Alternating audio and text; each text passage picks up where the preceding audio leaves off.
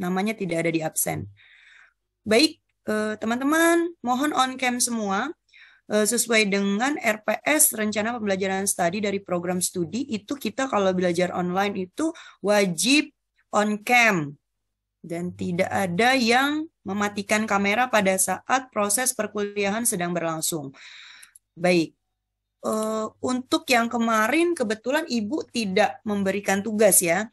Cuman di awal ini kita tetap ada pembelajaran pembuatan makalah dan presentasi.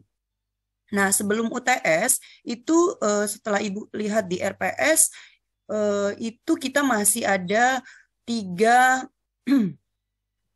pertemuan yaitu tentang faktor fisika pencahayaan, radiasi, dan faktor debu. Nah, untuk pencahayaan, radiasi, dan faktor debu, nanti Ibu minta teman-teman semua untuk bikin makalah dan dipresentasikan di setiap sesi pertemuan kita. Jadi nanti 1 jam itu teman-teman atau 40 menit teman-teman itu presentasi, nanti ada sesi tanya jawab, dan juga ini kan ada 3 materi ya yang belum sampai UTS ya. Nah ini gimana? Berarti dalam 17 ya. 17 ini dibagi menjadi 3 kelompok ya Nuri ya. Nanti bikin makalah sama bikin presentasi terkait pengukuran lingkungan kerja faktor fisika untuk pencahayaan, terus radiasi, sama faktor kimia nanti. 1. Yang faktor kimia debu yang kita sebelum nanti UTS ya. Di pertemuan 8 itu udah harus UTS. Nanti sistematisnya untuk pembagian kelompok Ibu serahkan kepada penanggung jawab mata kuliah lab K3 nanti kepada Nuri.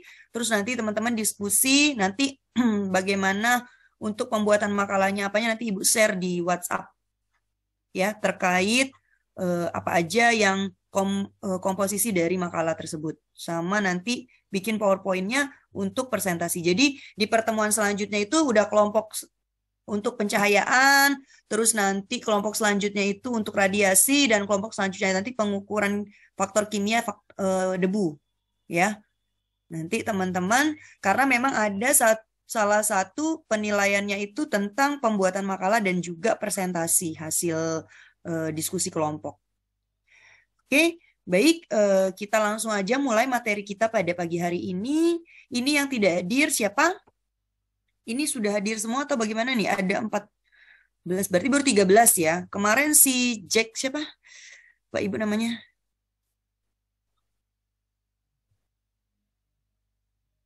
Panggilannya siapa Nuri? Teman Nuri itu? Jacqueline, Bu. Jacqueline ya? Nah, Jacqueline katanya hari ini izin karena ada kegiatan gereja. Oke, teman-teman, sebelumnya Ibu informasikan juga untuk penilaian itu kita 80% itu absen, ada 80% ya kehadiran. Sorry, maaf. Jadi misalnya dalam 16 kali pertemuan itu harus 80% hadir. Nah, nilainya itu 5% dari kehadiran. Makanya kalau bisa teman-teman itu hadir terus karena ada 5% loh dari kehadiran dan 80% total dari semua jam pembelajaran.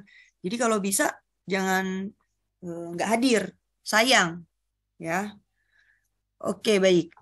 Ini yang belum on cam kenapa? Si Faisal sama Miftah kenapa masih belum on cam, belum mandi?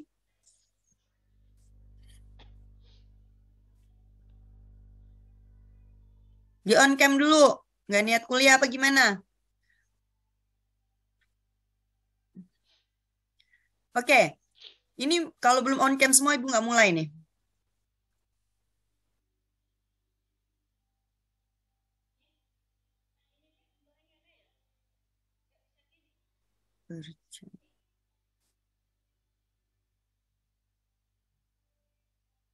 Sudah on cam semua?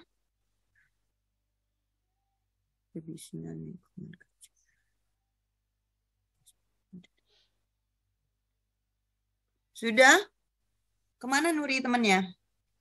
Si Miftah sama Faisal. Mungkin lagi ke kamar mandi, Bu. Oh ya sudah, baik. Nyusul ya mereka ya. Kita mulai aja ya. Baik, Bu.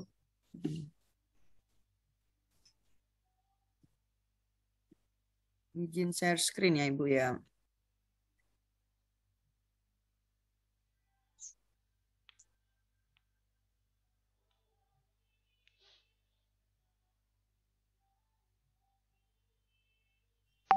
Apakah muncul teman-teman di layar teman-teman? Muncul, Bu. Muncul ya, baik. Nah, faktor fisika iklim kerja. Teman-teman sudah dapat materi tentang iklim kerja belum di materi higien industri? Sudah belum? Sudah, Ibu. Waktu itu presentasi. Presentasi? Iya. Oke, baik. Kalau sudah, Ibu akan lebih mudah untuk menjelaskan. Nah, teman-teman, iklim kerja. Iklim kerja itu kita mulai dari kondisi iklim kerja yang kurang sesuai, suhu yang terlalu panas atau dingin yang menimbulkan masalah terhadap kesehatan tenaga kerja.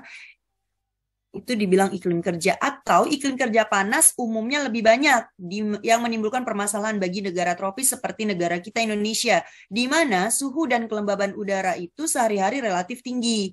Nah, permasalahan kesehatan dan ketidaknyamanan bekerja yang ditimbulkan oleh iklim kerja panas yang tidak terkendali dapat menimbulkan kecelakaan kerja dan menurunkan produktivitas. Nah, makanya mengapa iklim kerja itu menjadi salah satu poin yang dibahas pada faktor fisika yang diukur maksudnya. Nah, iklim kerja itu tidak hanya iklim kerja panas, tetapi juga ada iklim kerja dingin.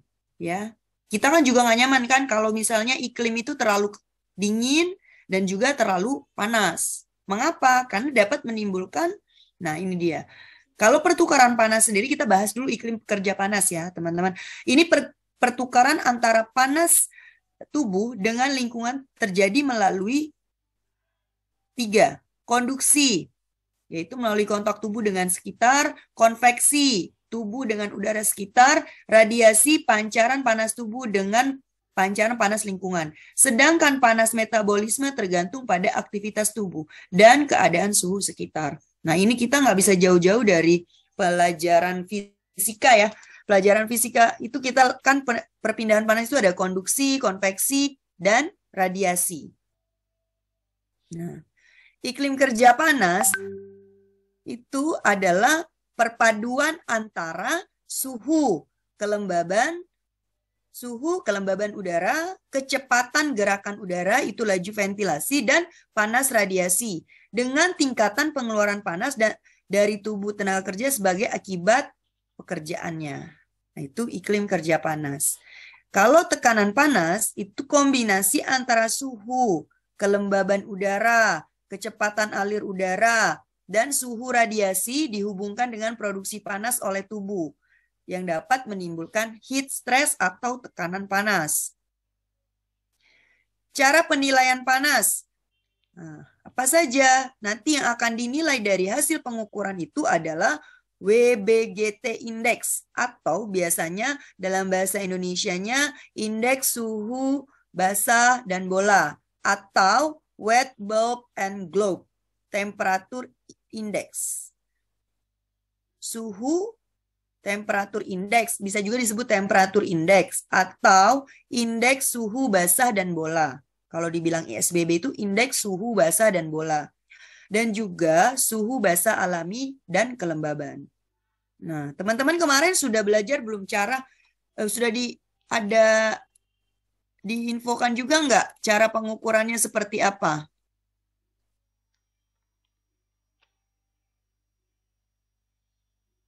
Kemarin, pas belajar higien.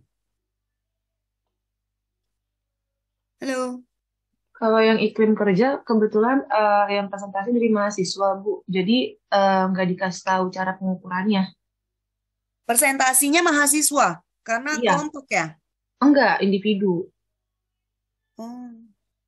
Maksudnya gimana? Jadi di higien industri kan ada dikasih sama dosennya ada 18 materi, Bu. Nah, itu milih. Nah, kebetulan iklim kerja waktu itu dapat saya. Terus presentasi? Terus dijelasin lagi nggak? Setelah presentasi, teman-teman ada dapat tambahan materi nggak dari yang memberi materi, maksudnya dari yang mengajar? Pas iklim kerja sih enggak sih, Bu. Oke, baik. Nah, walaupun belajar sendiri dan cari materi sendiri, tapi seenggaknya kan udah tahu ya poin-poin penilaian dari iklim kerja itu apa saja. Nah, nah ini kan kita lebih sebenarnya kalau kita belajar lab itu Ibu tuh nggak bahas lagi nih, nggak belajar induction dari materinya, tapi udah langsung bagaimana cara mengukur. Tapi takutnya teman-teman itu belum sepenuhnya paham. Jadi Ibu kasih sedikit, mohon diperhatikan ya. Nah, ini iklim kerja heat stress. Nah, ini teman-teman lihat di gambar. Tujuan penilaian lingkungan kerja panas. Mengapa sih kita harus mengukur kalau ada lingkungan panas? Nah, seperti ini nih. Teman-teman kalau misalnya nanti kerja atau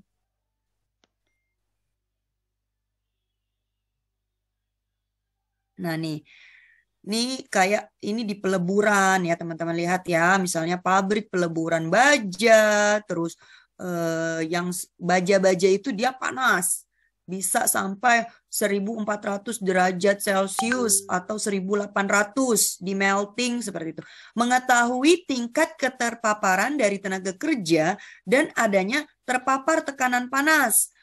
Yang kedua, untuk membantu diagnosa penyakit akibat kerja. Nah, dari tekanan panas ini, teman-teman, ini bisa menyebabkan, tekanan panas itu bisa menyebabkan pecahnya pembuluh darah, bisa menyebabkan pingsan, vasokonstriksi atau vasodilatasi dari pembuluh darah, sehingga bisa menyebabkan penyakit untuk si pekerja. Makanya penting lingkungan kerja yang panas itu diperiksa dan atau diukur berapa tingkat suhu panasnya agar kita bisa memberikan perlindungan terhadap tenaga kerja. Nah, teman-teman bisa lihat di sini. Nah, ini nih. Ini di pabrik baja ya seperti ini nih. Nah, teman-teman, kalau di Pulau Gadung masih ada tuh untuk bikin besi coran bangunan, misalnya jalan tol atau rumah yang besi-besi panjang itu di melting atau dilebur di sini nih. Nah, seperti ini panas sekali dan tingkat debunya sangat tinggi. Oke, nah ini teman-teman bisa lihat. Nah, kemarin waktu presentasi apakah sudah dijelaskan nih untuk peralatan pengukuran heat stress? Sudah belum? Tadi siapa yang dapat kebagian? Iya, Ibu, saya. Farah udah dijelasin belum, Farah? Enggak, pas kemarin materi aku cuman ini aja sih, Bu, kayak pengertian yang iklim kerja. Karena kan di situ disuruhnya cuman definisinya aja sama apa ya, akibat-akibatnya gitu loh, Bu. Jadi Oke, kalau baik. untuk peralatan sama pengukurannya belum. Baik. Ya. Nah, ini ya. Ini kita ada peralatan kita itu namanya heat stress. Jadi kalau teman-teman tanya, kalau ngukur iklim kerja apa? Harus tahu heat stress, alatnya seperti ini. Nah, kalau zaman dahulu kita itu pakainya termometer yang masih manual. Jadi kalau termometer manual itu dia ada termometer suhu kering, ada termometer suhu basah, dan juga ada termometer suhu globe untuk mengukur iklim kerja di tempat kerja. Tetapi sekarang ini teman-teman semakin canggih teknologi, kita sudah bisa ada alat yang namanya heat stress. Nah, ini. Jadi dengan ini dia lebih sangat representatif, datanya juga representatif, terus cara pengukurannya juga lebih simple, kita juga bawa alatnya juga nggak repot ya. Nah, teman-teman lihat di sini ada 3 nih, ada yang bulat begini, ada yang kayak ada sumbunya, dan ini juga ada kayak seperti ini. Nah, ini suhu kering, dia mengukur. Ini sensornya suhu kering, ini suhu basah, dan ini adalah suhu bola. Teman-teman perhatikan ya. Nanti kalau misalnya tidak diperhatikan, teman-teman tidak paham. Apa nama alatnya tadi? Rade. Faisal, alatnya apa namanya Faisal?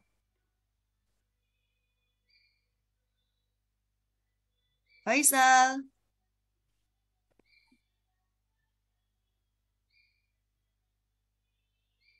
Halo.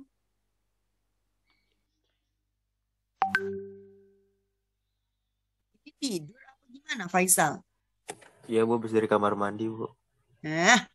Kalau ibu ngajar kamar mandi mulu. Alatnya apa, Faisal? Namanya alatnya apa? Ngukur iklim kerja. Kan nggak denger kan? Ayo.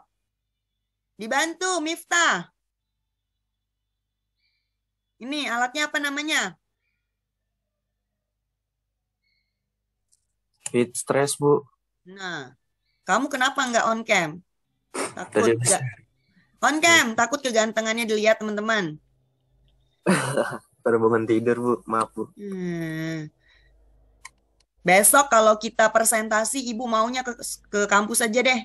Males ibu kayak gini.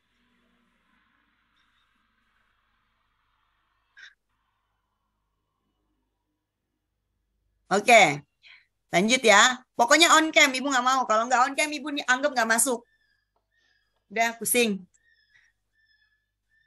Lanjut. Nah, ini namanya heat stress.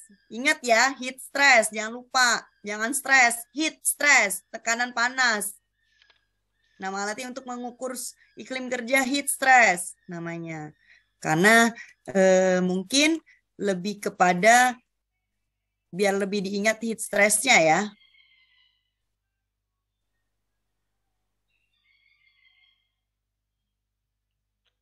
Sorry, sebentar. Kayaknya gue ada trouble nih.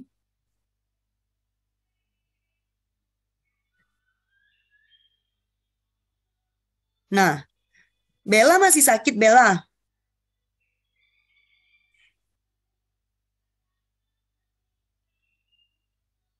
Bella masih sakit, Nuri. Baru pulang dari rumah sakit, Bu. Mungkin Sakit apa Bellanya?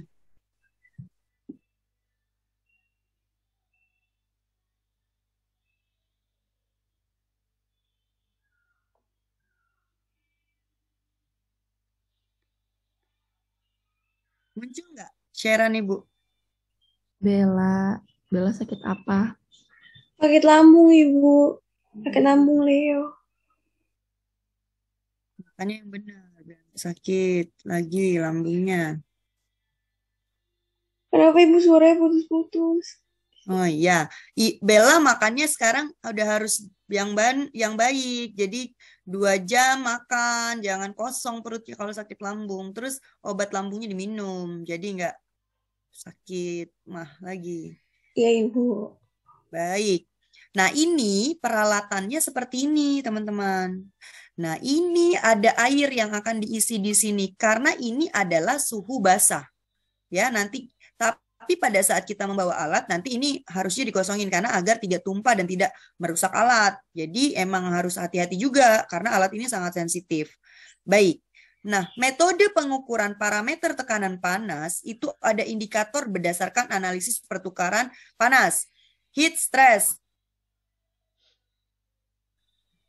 Heat stress index of building NH di Indonesia dikenal dengan indeks tekanan panas. Ada indeks berdasarkan observasi fisiologis atau indeks suhu basah dan bola yang sering disingkat dengan ISBB. Nah, predicted for horse sweat rate atau P4SR itu menghitung berapa banyak jumlah keringat yang keluar. Ada juga indikator berdasarkan perasaan subjektif atau suhu efektif yang dikoreksi. Baik. Nah, kita masuk ke metode 1. Teman-teman, ini siapin pensil sama atau pena dan kertas ya, karena kita akan menghitung gitu. Nah, metode 1. Indikator berdasarkan analisis pertukaran panas, heat stress index of building NH di Indonesia dikenal dengan indeks tekanan panas.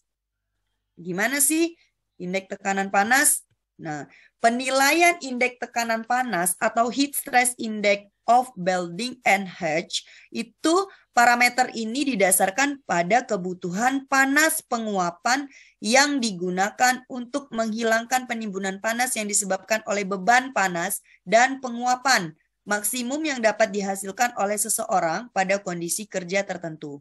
Untuk menilai tekanan panas lingkungan kerja diperlukan peralatan dan parameter tertentu. Banyak nih peralatannya. Ada psikrometer, globe thermometer, kata termometer, termometer suhu basa alami. Nah, ini kalau misalnya kita mengukur dengan persatuan ya. Nah, makanya kita harus pakai yang mana ya, Bu? Biar enak. Tadi memang nggak bisa bohong ya. Kita harus pakai yang alat apa namanya tadi? Heat stress. Nah, tapi kita juga harus tahu menilai itu ada persamaan keseimbangan panas. Kalau kita menghitung panas dengan cara manual, ini ada di dalam kehidupan tubuh manusia selalu memproduksi panas. Jadi tubuh kita itu memproduksi panas dan proses dalam menghasilkan panas itu disebut metabolisme atau pembakaran itu. Nah, disebut metabolisme. Rumusnya gimana kalau untuk keseimbangan panas? Nah, ini ada M plus minus C plus minus R plus min E sama dengan A. M apa? Panas metabolisme, tergantung tingkat aktivitas seseorang. C, konveksi ya, C itu lambang dari panas konveksi yang diterima atau dipancarkan. R, panas radiasi yang dipancarkan atau diterima. E, panas penguapan yang dipancarkan. Dan A itu adalah jumlah panas yang diterima atau dilepaskan oleh jaringan tubuh. Jika tubuh dapat mengatur keseimbangan panas, maka A sama dengan 0. Sedangkan C dan R tergantung dari keadaan udara atau cuaca. E tergantung dari kemampuan kecepatan keringat dan keadaan udara lingkungan, terutama tekanan uap air di udara atau kelembaban. Nah, panas metabolisme itu sendiri tergantung dari jenis dan aktivitas seseorang pada bisa dilihat tabel berikut ini. Kalau misalnya teman-teman lihat, ini aktivitasnya duduk, metabolismenya berapa per jam? 80 kilokalori per jam. Berdiri bisa 100 kilokalori per jam. Berjalan 4 kilometer per jam, 220 yang terbakar kilokalori per jam. Berdiri dengan kerja tangan sedang 140 sampai 180. Ada semua di sini sampai bekerja dengan seluruh badan. Itu ringan 270, sedang 360 dan berat 480.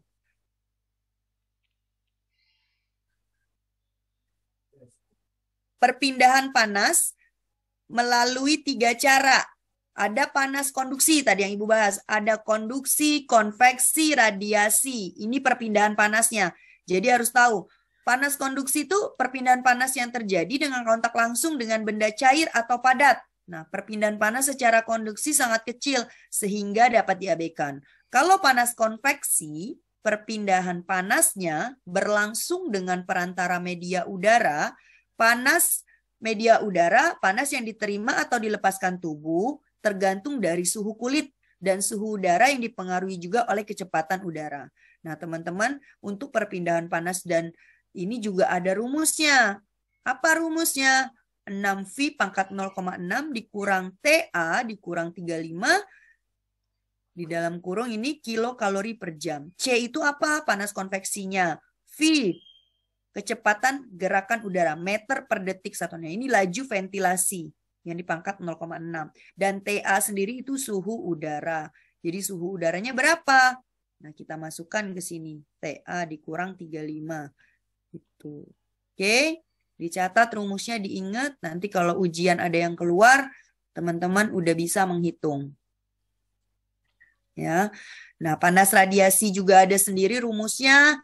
Perpindahan panas secara radiasi melalui gelombang elektromagnetik. Benda yang mempunyai suhu lebih tinggi akan memancarkan energi radiasi ke benda yang mempunyai suhu lebih rendah. Jadi dari suhu yang tinggi itu dia memancarkan ke benda yang suhunya lebih rendah. Untuk menghitung panasnya itu menggunakan rumus R sama dengan 11 TW kurang 35 kilokalori per jam.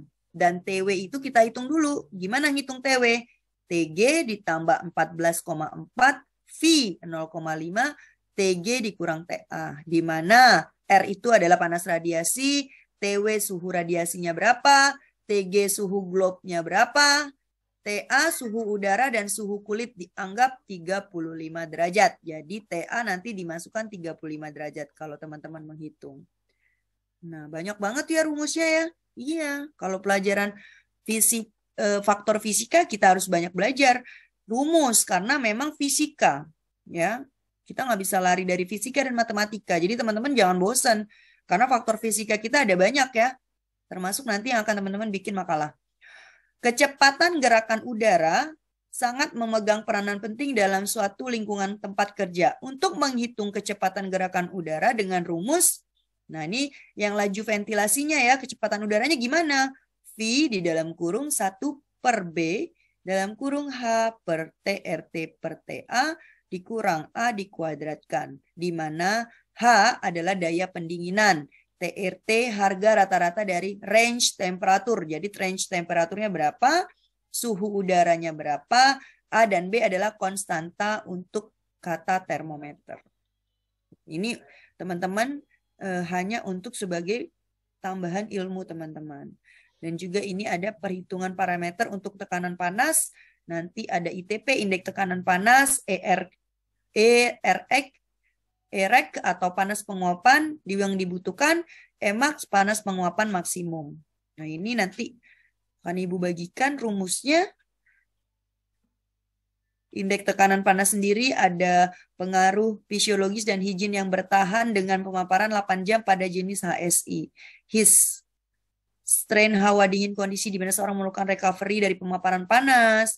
Ada juga strain panas. Strain itu regangan panas ya. Di saat tubuh menerima panas, dia akan terjadi peregangan di tubuh, baru prosesnya kalau dia tidak bisa adaptasi menyebabkan heat stroke atau heat stress dulu, baru heat stroke, tekanan panas. Nah, ini allowable exposure time. Digunakan untuk pembatasan waktu paparan terhadap tenaga kerja yang terpapar tekanan panas. Rumusnya berapa lama dia bisa terpapar. Nah, ini ada exposure-nya. Rumusnya AET sama dengan 250 kali 60 dibagi EREC dikurang Emax per menit. Ya. Minimum recovery time juga ada rumusnya. Waktu harus istirahat di tempat sejuk atau nyaman. Itu berapa lama recovery-nya. Kita juga ada rumusnya. Nah, gimana teman-teman? Banyak banget ya rumusnya ya. Kita tenang aja, pokoknya nanti ada salah satu yang keluar. Jangan khawatir. Siap ya, ngitung ya. Pasti ada yang keluar. Oke. Nah, metode yang kedua itu indeks berdasarkan observasi fisiologis. Indeks suhu basa dan bola, ISBB. Nah, teman-teman, ISBB ini banyak digunakan atau diukur pada tempat kerja yang biasanya workshop ya, atau tempat kerja yang memang dia produksi pabrik seperti itu. Itu akan diukur untuk ISBB-nya. Nah, ini bagaimana sih cara ngukurnya? Nah, kalau bahasa Betawinya wet bulb globe temperature atau WBGT, bahasa Indonesianya indeks suhu basa dan bola atau ISBB. Di Indonesia dikenal dengan ISBB atau indeks suhu basa dan bola, dikembangkan untuk menilai beban panas yang diberikan, dan parameter ini pernah digunakan untuk latihan angkatan bersenjata Amerika Serikat. Tuh, keren kan? Belajar ISBB dipakai. Gitu. Nah, metode pengukurannya bagaimana? Nah, nih kalau teman-teman lihat, untuk pengukuran ISBB atau indeks suhu basa dan bola, kita menggunakan SNI 167061 2004. Nah, gimana caranya? Pertama, kalibrasi internal alat, cek baterai, pasang heat stress selama paling sedikit 30 menit dengan pertimbangan suhu basah sampling 30-60 menit. Suhu kering 30-60 menit. Suhu bola 20-30 menit. Catatan, bila berpindah dari lokasi yang perbedaan suhu ekstrim, perlu pengkondisian lebih lama. Misalnya apa kalau suhu ekstrim? Dibilang perbedaan, berpindah. Misalnya gimana?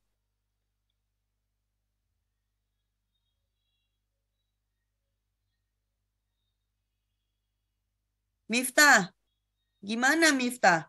Kok bila berpindah lokasi yang ekstrim suhunya perlu pengkondisian suhu yang lama? Lebih lama. Gimana? Dibilang suhu ekstrim tuh kayak mana sih? Perbedaannya? Miftah. Hadir, Bu.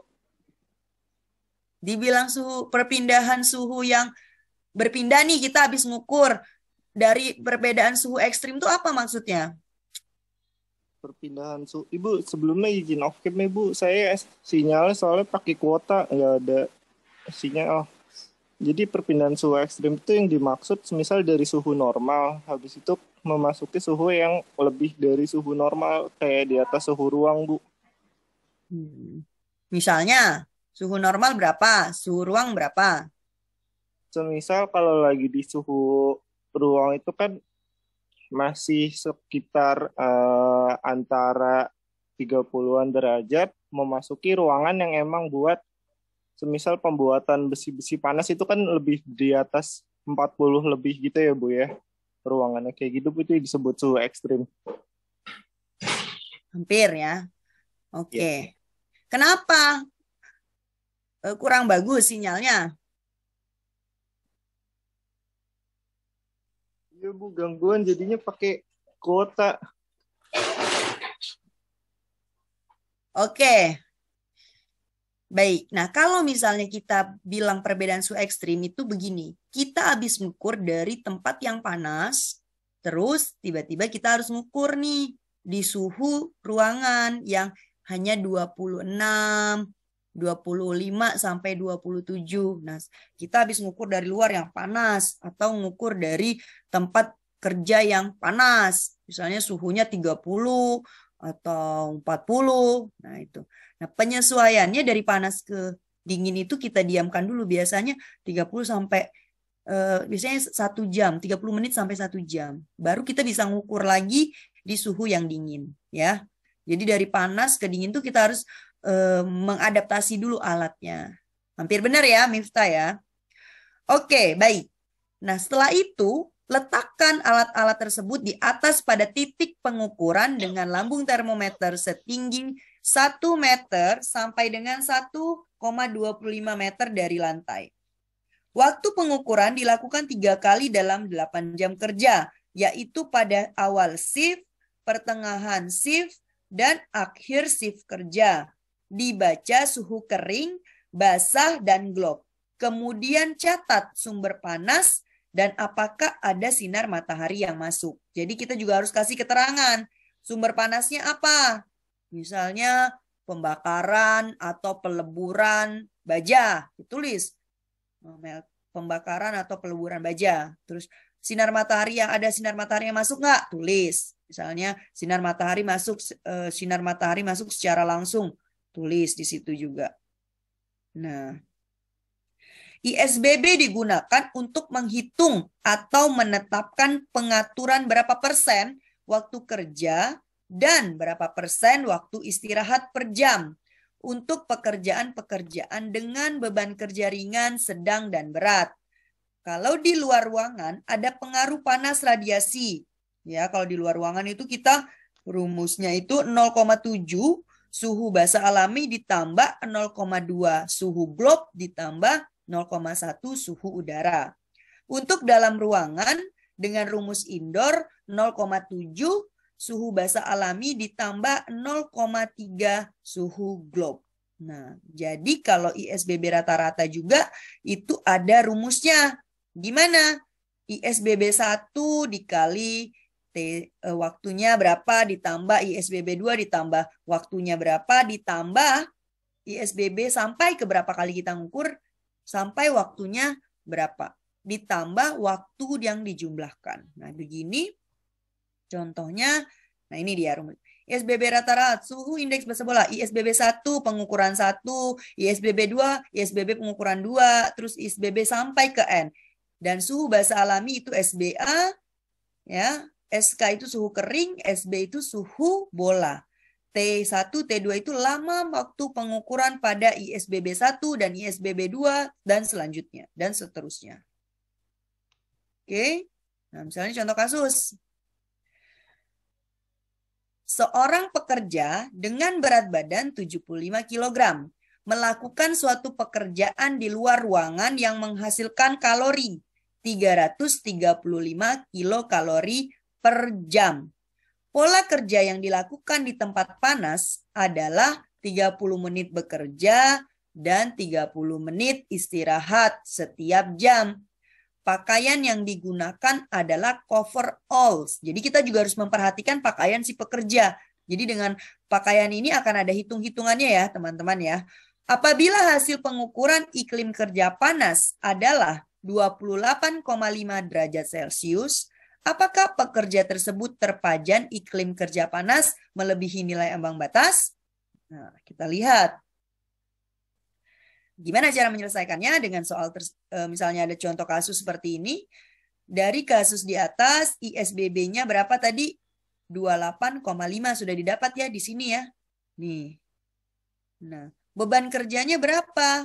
75 kilo dibagi 70 dikali 335. Jadi 358,9 kilokalori per jam.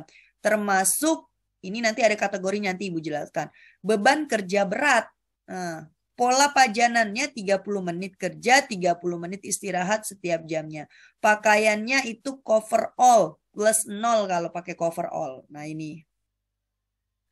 Nah ini nilai batas iklim kerja indeks suhu basah dan bola. Ini ringan, sedang berat, dan sangat berat.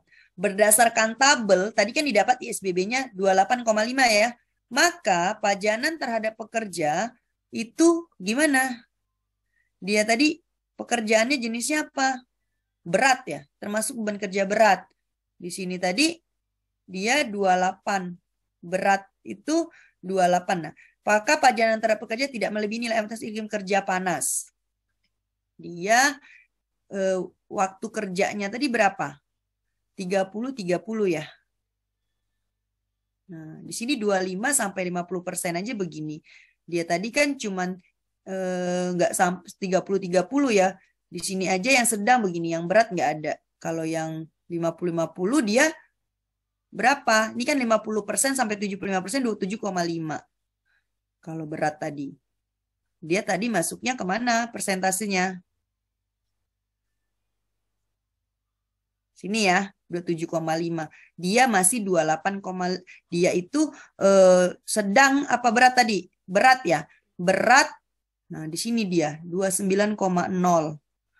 Berat. 25% sampai 50 lah. Karena kan dia 50-50. 29,0. Dia tadi 28,5. Maka terhadap pekerja tidak melebihi nilai ambang batas. Karena nilai ambang batas dia berapa? 29,0. Dia kan jenis pekerjaannya berat tadi kan. Beban kerja berat.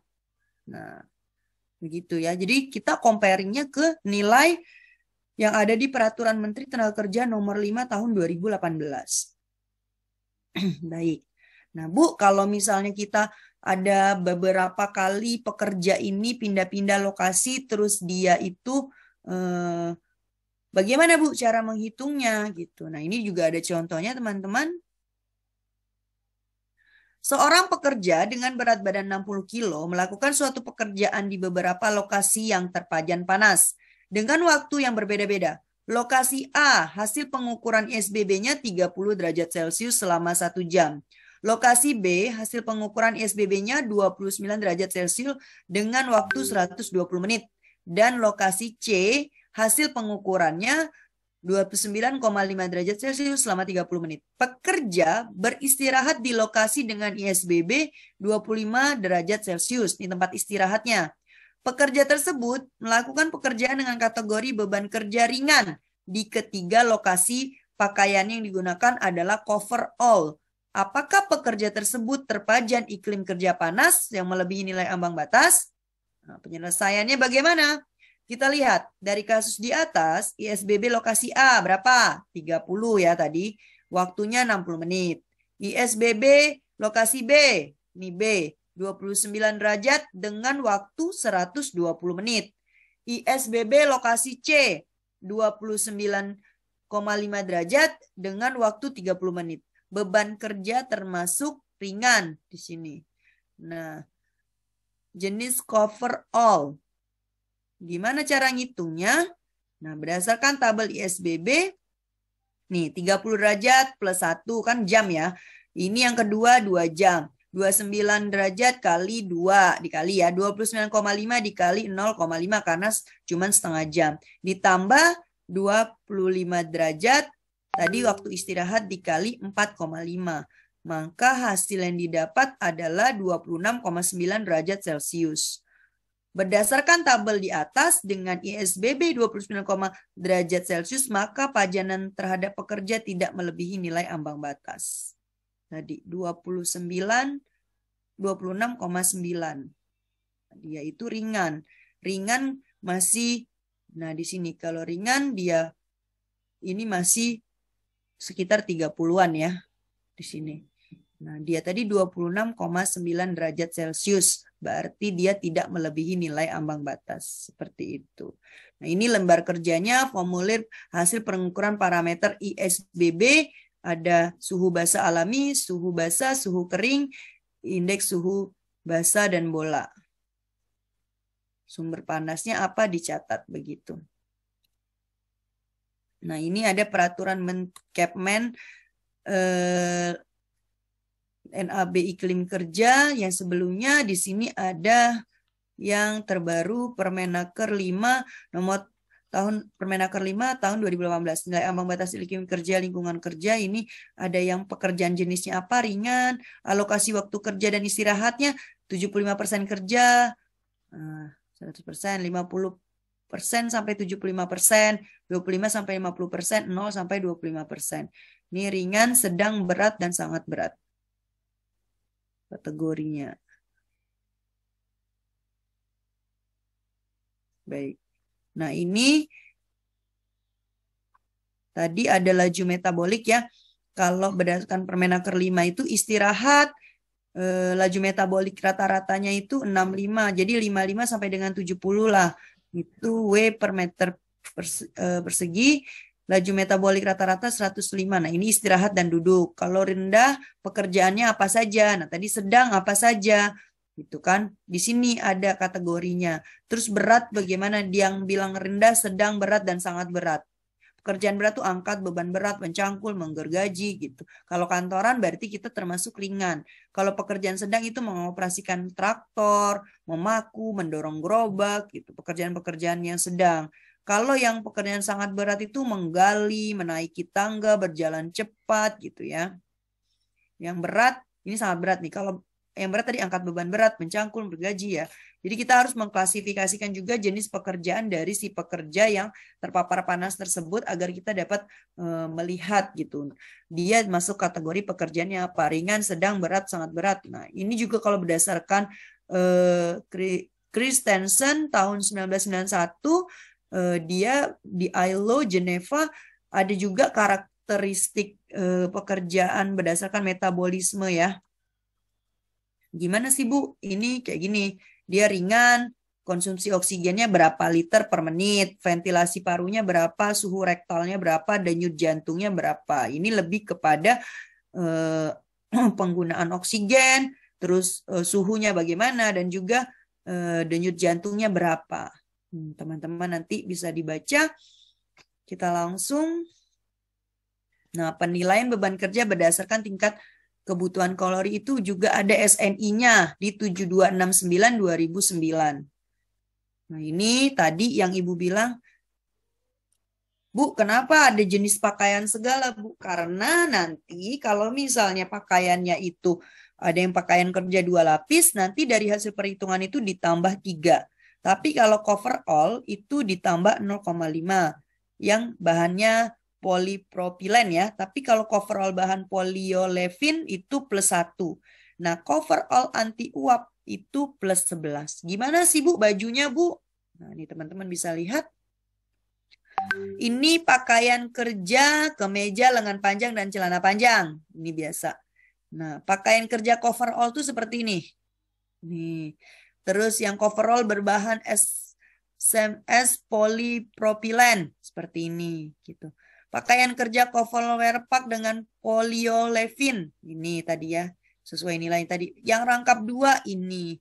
Yang coverall wear pack kedap uap ada lagi nih, double. Jadi mungkin dia akan, nah nih, nilai poinnya tadi ada yang 0, +3, +0,5, +1. Yang paling tinggi yang coverall anti uap itu +11.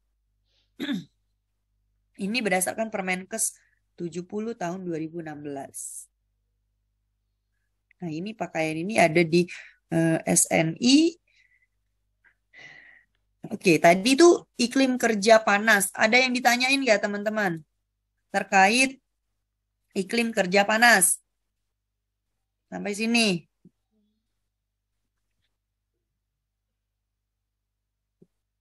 Kita nonton videonya di terakhir aja ya. Setelah selesai yang iklim kerja dingin ya. Gimana? Ada yang ditanyain nggak teman-teman? Lanjut. Lanjut, Bu. Lanjut, oke lanjut. Baik, kita lanjut ke yang iklim kerja dingin ya. Nah, iklim kerja dingin biasanya untuk jenis pekerjaan apa ya? Kemarin yang udah presentasi ngebahas iklim kerja dingin nggak? Bahas Ibu. Ah, itu misalnya bekerja di mana?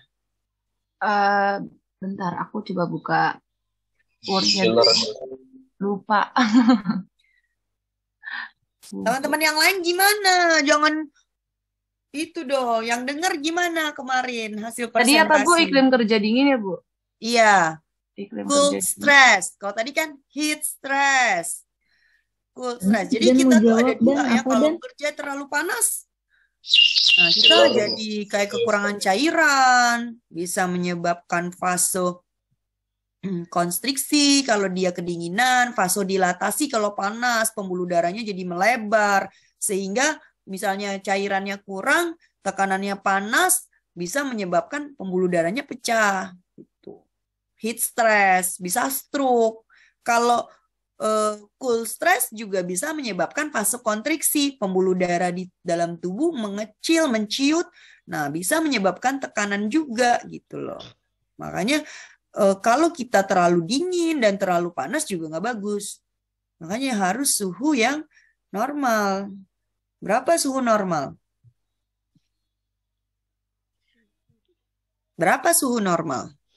25 derajat, Bu. Hah? 25 derajat. Sampai? Sampai 27 derajat, Bu. Hah? 25? Sampai?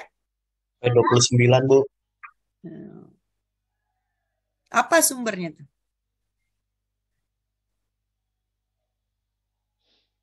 Ayo, yang ngomong tadi siapa itu?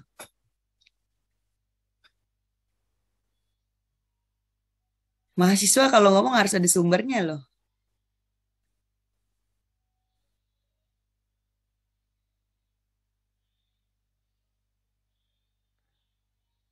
Gimana? Lanjut. Apa aja sih yang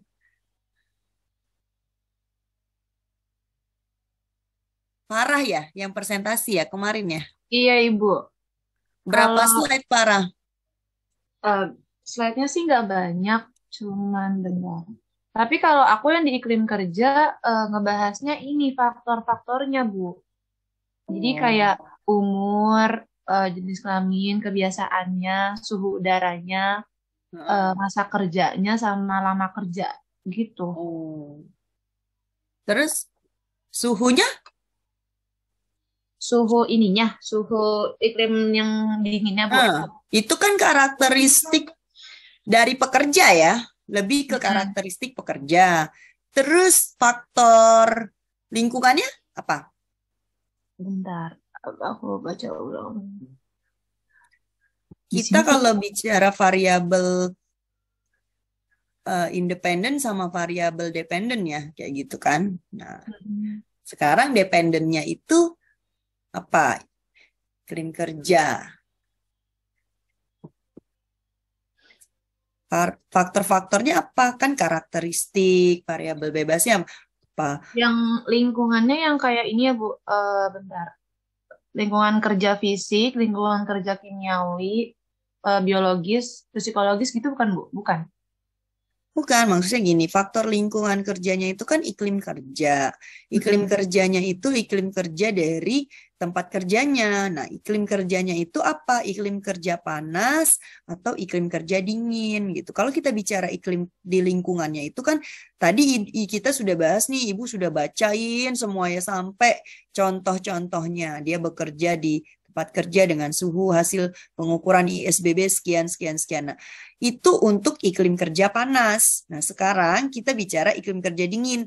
Yang ini biasanya kalau iklim kerja dingin itu kita temukan di mana? Proses pekerjaan apa? Ayo. Proses pekerjaan apa nih yang biasanya iklim kerjanya dingin? Pabrik es, Bu. Di chiller, Bu. Nah, pabrik es, terus tempat penyimpanan bahan makanan, misalnya kayak gudang ikan ya teman-teman ya. Gudang apa lagi yang sampai minus? Frozen food, Penyimpanan. Bu. Hah? Frozen food. Frozen food yang kayak gudang tapi dia untuk penyimpanan yang besar dengan suhunya minus berapa. Nah, itu kan berarti dia iklim kerjanya apa? Dingin ya. Itu. Nah, kalau misalnya iklim kerja panas, tadi yang Ibu kasih contoh di awal, pembakaran, misalnya welding, ngelas. Nah, ada tuh misalnya kamu nanti teman-teman masuk ke untuk di bagian manufaktur, bagian bikin bodi mobil, apa. Nah, itu tuh welding, bagian ngelas semua. Dan itu suhunya panas. Nah, gitu ya. Nah, ini kalau kita dingin, parah, dingin kayak mana suhu dingin? Nah, tadi penyimpanan, misalnya pabrik es krim, ya kan?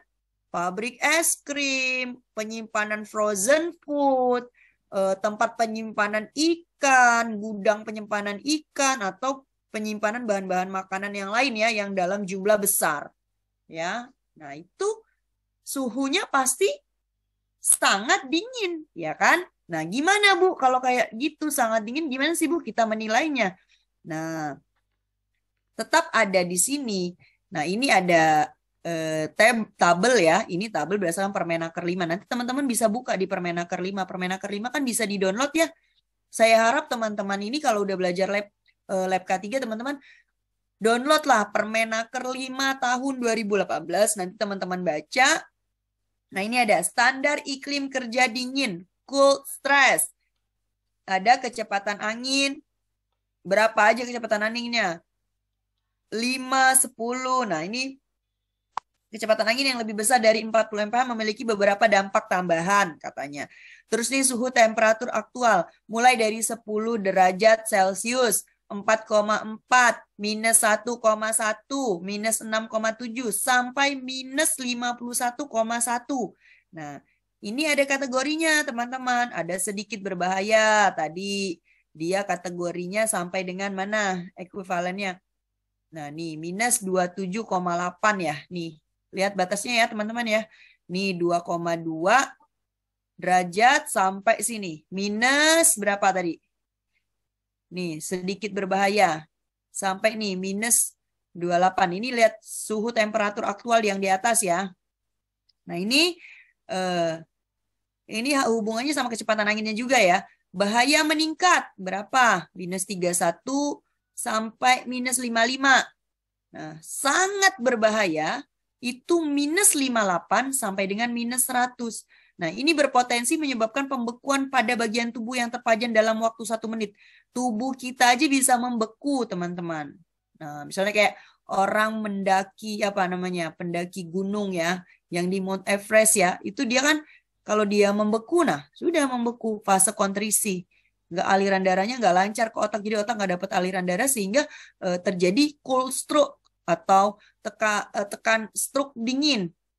Dia menjadi otaknya nggak dapat aliran darah karena pembuluh darahnya mengecil karena tekanan dingin tadi, sehingga bisa menyebabkan kematian batang otak karena aliran darahnya tidak lancar ke otak. Nah, itu tubuh dapat membeku dalam 30 detik kalau yang kondisi sangat berbahaya. Jadi teman-teman kalau misalnya masuk ke suhu yang minus 58 sampai minus 100 derajat Celcius, tubuh bisa membeku. Nah, trench foot dapat terjadi di seluruh titik. Oke, nah ini kalau kita bicara suhu kerja dingin. Oh, kenapa jadi kita harus benar-benar memperhatikan iklim kerja? Karena ada dampak yang sangat cepat bisa menyebabkan kematian atau kecelakaan kerja bagi si pekerja. Makanya sangat penting diukur. Oke, gimana Bu? Nah, ini Ibu punya contoh. Seorang operator cold storage. Nah, ini cold storage ya tadi ya. Untuk penyimpanan makanan atau misalnya kayak tadi frozen food lah, es krim lah, penyimpanan ikan lah misalnya. Melakukan pekerjaan selama 4 jam dengan hasil pengukuran suhu kering. Dia mainnya di suhu kering. Minus 1 derajat. Dengan kecepatan anginnya 15 mil per jam. Apakah pekerja tersebut beresiko terpapar iklim kerja dingin? Gimana? Kita selesaikan. Dari kasus di atas diketahui suhu keringnya minus 1 derajat. Kecepatan angin 15 mil per jam. Berdasarkan tabel pada lampiran C dengan matriks ekuivalen suhu dingin, maka dapat disimpulkan bahwa pekerja termasuk kategori sedikit berbahaya. Kita lihat. Oke. Nih tadi ya. Minus 1. Mana minus 1? Di sini ya. Berapa kecepatan anginnya? V-nya tadi. Sorry. V-nya 15 mil per jam, Bu. Oke, 15 mil per jam. Berarti di mana? Di sini ya. 15 mil, kita lihat set. Minus 1, minus 1,1 di sini ya. Dia minus 1. Berarti masih di range sini. Minus 12,8. Berarti apa? Dia masih dalam kategori apa di tabel ini? Sedikit Berbahaya. berbahaya. Makanya kita bila menemukan data di lapangan, kita harus tahu suhunya berapa, pekerjaannya itu bagaimana, itu kita nanti kategorikan dia apakah berbahaya, bahayanya meningkat atau sangat berbahaya, kita lihat di tabelnya. Jadi kita lihat, kita harus punya data suhu kering, dan juga kecepatan dari laju ventilasi atau kecepatan angin di tempat bekerjanya. Oke, sampai di sini teman-teman ada yang ditanyakan tidak? Sebelum Ibu yang nanya.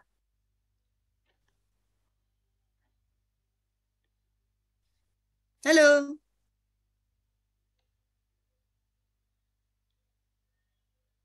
Masih on semua kah? Atau udah ada yang tidur didongengin?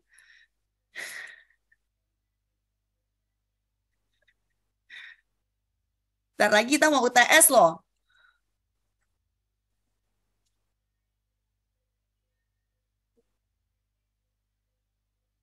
Teman-teman, lanjut.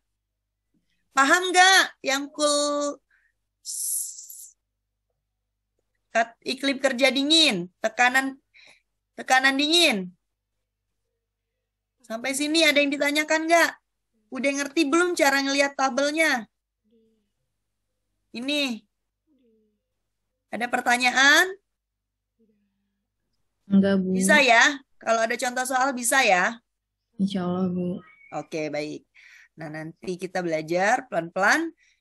Oke, kita lanjut ya. Nah, ini menentukan beban kerja berdasarkan laju metabolik. Nah, tadi kan laju metaboliknya berapa ya? Berat badan pekerjanya itu dibagi 70 kilo. Itu kenapa, Bu? 70 tadi ya. Tadi Ibu jelaskan. Nah, berat badannya 70 ini rumus dikali laju metabolik observasi. Jadi laju metabolik merupakan laju metabolik yang diperoleh berdasarkan observasi aktivitas kerja tadi. Dia kan ada aktivitas kerjanya mana ya? Bentar. Nah, nih, dapat kan tadi 75 per 70 dari mana gitu kan? 70 itu ternyata adalah rumus. Ya, jadi udah tahu ya teman-teman ya. Nah, nanti ada contoh perhitungan lagi nih. Biar lebih clear lagi. Laju metabolik tadi yang ini. Nih. Nih ya. Istirahat, rendah, sedang, berat. Kita lihat di sini, tabel sini ya. Ya, dia termasuk di mana? Kalau ringan di mana gitu. Laju metaboliknya berapa? Kita hitung. Oke? Paham ya? Jadi nanti kalau ada nilai, Bu, nilai segini dari mana sih, Bu? Nah, itu dari situ dapatnya. Emang ada standarnya. Oke, ini kita coba lagi di perhitungan. Ini kan udah tahu nih rumusnya laju metabolik. Terus ada contoh. Seorang pekerja berat 75 melakukan aktivitas beban ringan di dalam gudang. Kategori alokasi waktu kerja istirahat dalam satu siklus adalah 50-75. Pakaian kerja digunakan 2 lapis. Nah, 2 lapis tadi berapa? Plus berapa? Lihat lagi ya. Hasil pengukuran iklim lingkungan kerja adalah ISBB-nya 30 derajat Celcius. Berdasarkan data-data di atas, tentukan berapakah nilai pajanan iklim lingkungan kerja untuk aktivitas tersebut. Apakah pekerja tersebut berpotensi mengalami tekanan panas? Nah, ini kita menyelesaikannya seperti ini. Tentukan iklim lingkungan kerja yang dikoreksi. Pakaian kerja. Tadi kan dia 2 rangkap. Kalau 2 rangkap tadi kita udah jelas ya di tabel kita plus 3 derajat ya. Jadi ISBB-nya tadi 30. Ditambahkan dengan 3 hasilnya 33 derajat Celcius. Menentukan laju metabolik koreksi. Laju metabolik untuk aktivitas menarik beban yang ringan adalah 300 W. Tadi ya laju metabolik ya kita dapat dari tabel. Laju metabolik koreksi berapa? Dari berat badannya yang bekerja di situ. Kita hitung.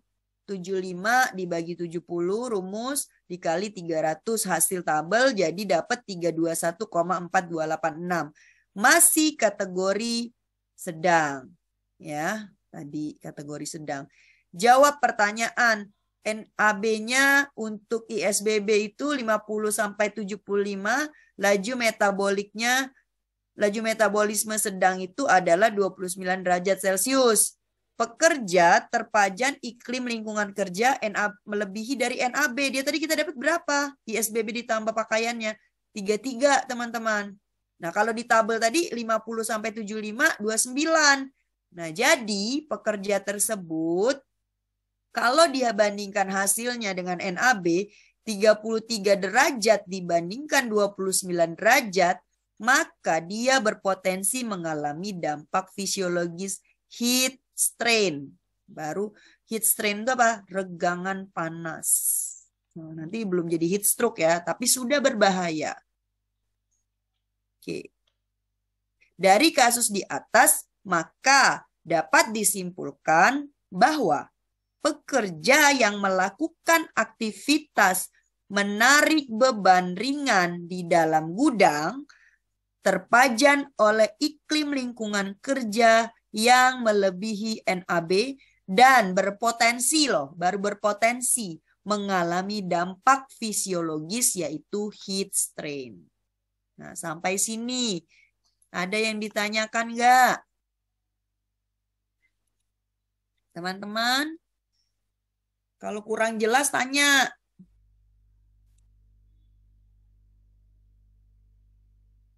Jangan nanti dikasih soal jadi bingung. Oke. Cukup ya? Nggak ada pertanyaan? Bingung nggak sih? Terlalu cepat? Atau nggak nangkep sama sekali? Aduh, jangan ya. Terlalu cepat nggak ibunya ngejelasin? Enggak, Bu, cuman Apa? bingung ya, Bu. Masih bingung ya? Iya. Kalau biar ngerti berarti kayak kebisingan, harus kasih soal.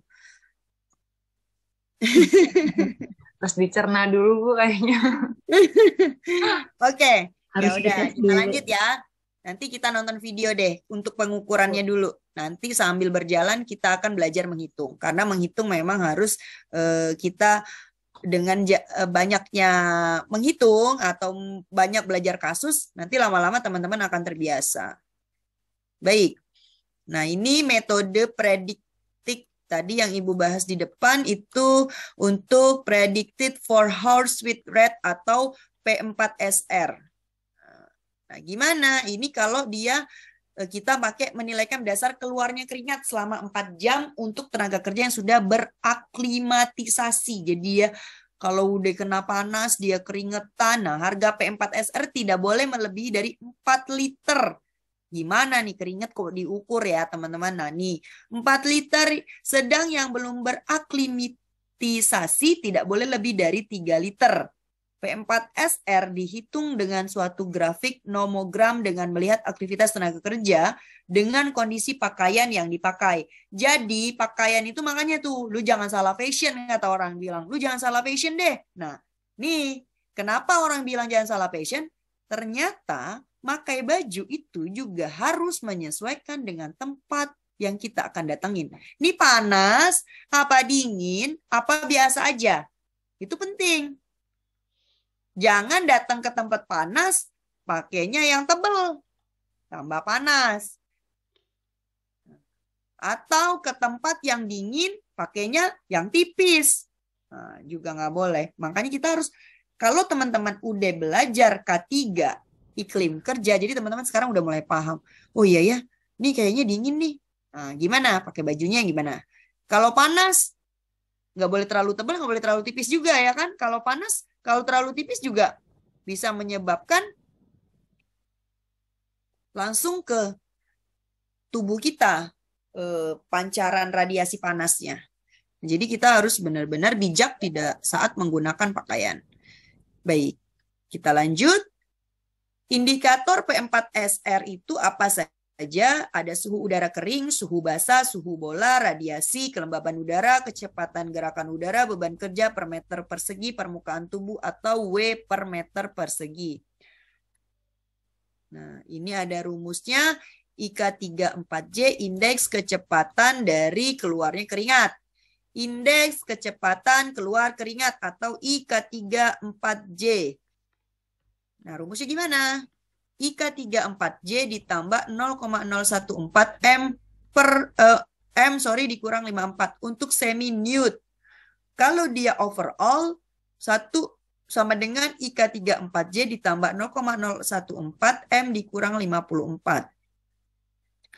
Nah, ini bisa dilihat di sini satuannya M sama dengan kilokalori per meter persegi per jam. IK3J, 4J didapat dari normogam berdasarkan suhu basah dikoreksi, suhu radiasi, dan kecepatan udara. Nah, ini untuk diketahui, untuk semi-nude, TW dikoreksi, TWC berpakaian kerja panas. TWC terbaca A tambah B. Untuk overall pakaian kerja biasa. Ya, jadi TWC itu dia pakaian kerja panas, kalau yang overall pakaian kerja biasa. TWC, TW ditambah A tambah B, B tambah C. Keterangan A sama dengan suhu glob dikurang suhu udara dikali 0,4. B dari skala berdasarkan panas metabolisme. Dan C 1,8. Nah, ini monogramnya teman-teman bisa lihat di sini. Ini TG-nya ke atas. Ini nilai B4SR-nya, ini TW. Derajatnya kalau dia semakin ke atas berapa nilainya. Tapi teman-teman ini kita cukup tahu saja karena memang agak sedikit crowded ya kalau kita menghitung gini juga, karena biasanya kalau di perhitungan laboratorium kita juga misalnya ini untuk yang memang dari perusahaan ada permintaan untuk menilai berapa sih jumlah keringat dari karyawan yang keluar. Nah, kita baru hitung. Tapi sejauh ini kita menggunakan metode ISBB saja untuk yang di suhu tempat kerja, dan untuk yang di perkantoran biasanya kita menggunakan suhu dan kelembaban saja. Ini ada suhu efektif dikoreksi, Yeklow metode keempat. Cukup diketahui perhitungan suhu efektif memerlukan data pengukuran suhu udara kering, udara basah, laju ventilasi atau kecepatan gerakan udara, dan selanjutnya suhu efektif dihitung dengan menggunakan nomogram. Sama, ini dia ada suhunya, ada suhu efektifnya. Di sini kita ngitung ngelihat dari nomogram ini.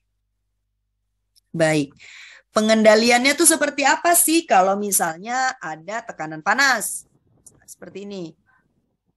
Terhadap lingkungan, ada spot cooling. Tahu nggak spot cooling? Halo? Tempat pendingin ya.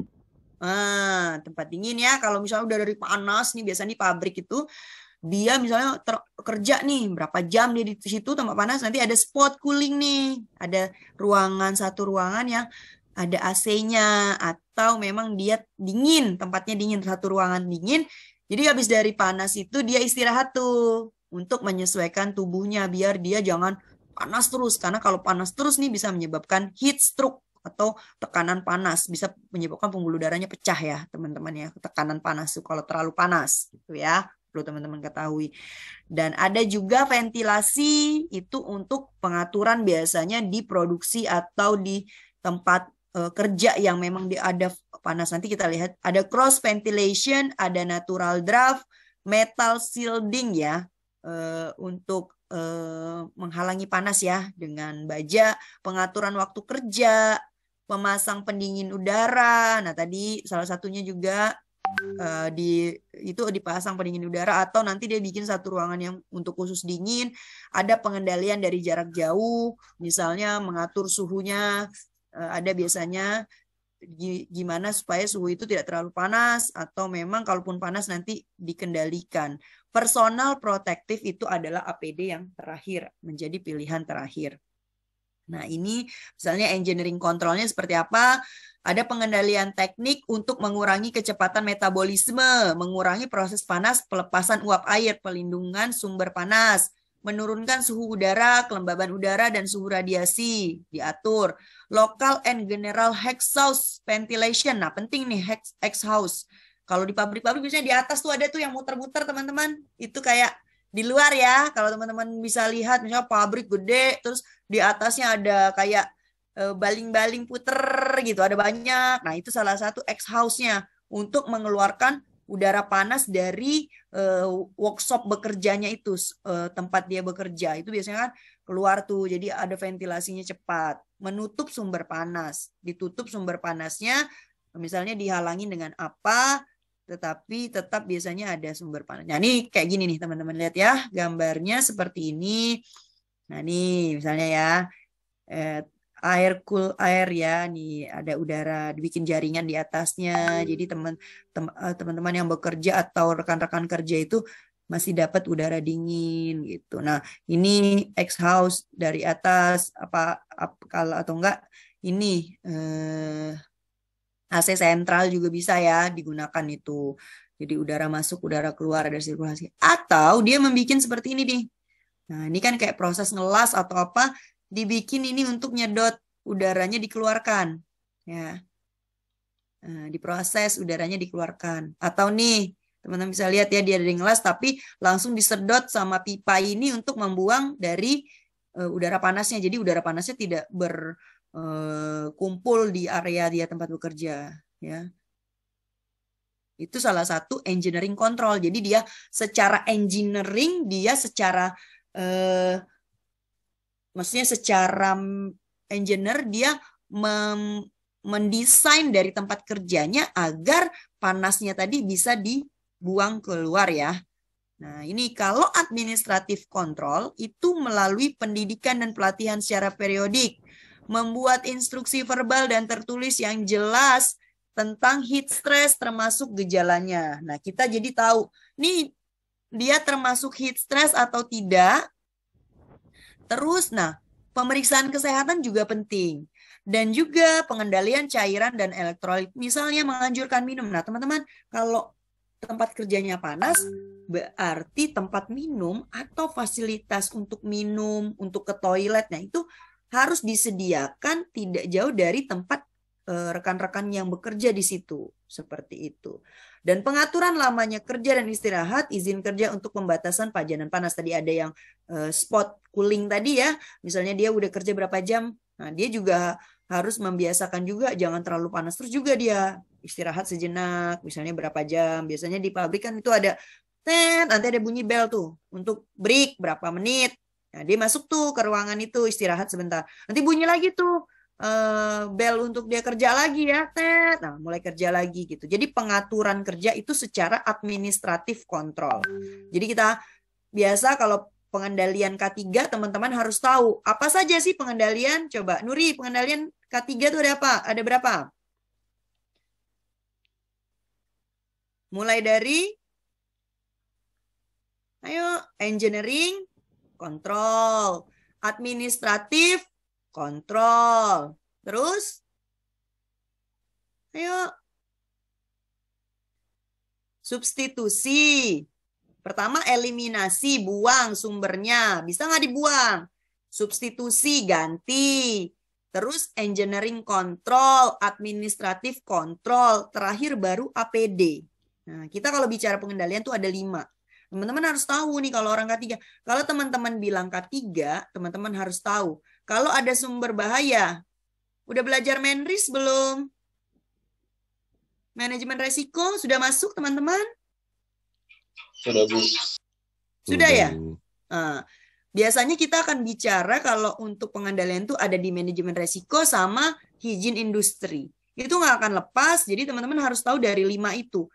Eliminasi, substitusi, engineering control, administratif control, terakhir adalah APD. Kenapa APD itu terakhir? Teman-teman tahu nggak? Kenapa nih kita kalau pakai APD yang terakhir?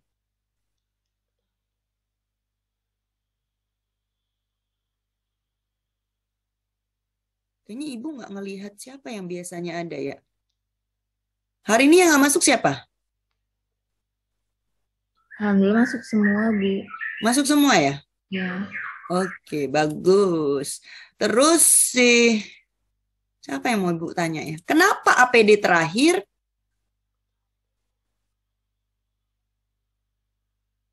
Coba cari tahu kenapa sih kita APD itu penting loh Bu. Kenapa sih tapi dia menjadi pilihan terakhir di dalam proses pengendalian ya Bu? Zidan. Kenapa Zidan?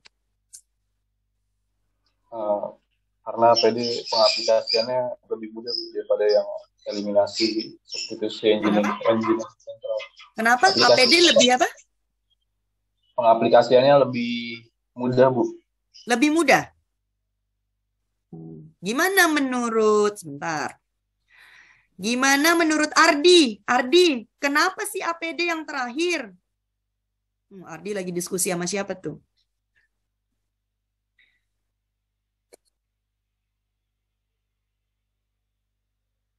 Ardi, kita kan pengendalian tuh ada 5. Eliminasi, buang, substitusi, ganti sumber bahayanya. Engineering control, secara engineer-nya diatur, pabriknya, tempat kerjanya. Terus kalau administratif kontrol diatur shift kerjanya, pengaturan kerjanya, jam kerjanya. Karena ini Bu, Kalau APD terakhir, kenapa? harus bertahap gitu Bu. Dari kalau misalnya eliminasi nggak bisa, jadi diganti-ganti gitu Bu, sampai ke tahap APD gitu. Iya karena terakhir terus karena tahapan terakhir gitu. Nggak gitu. APD terakhir. Kenapa sih APD itu terakhir? Nah, ini pertanyaan nih untuk kita. Nah, ayo siapa yang menjawab? Coba. Karena APD itu hanya melindungi penggunaannya, Bu. Sedangkan kalau pengendalian resiko yang lain dapat melindungi semua orang yang ada di tempat kerjanya.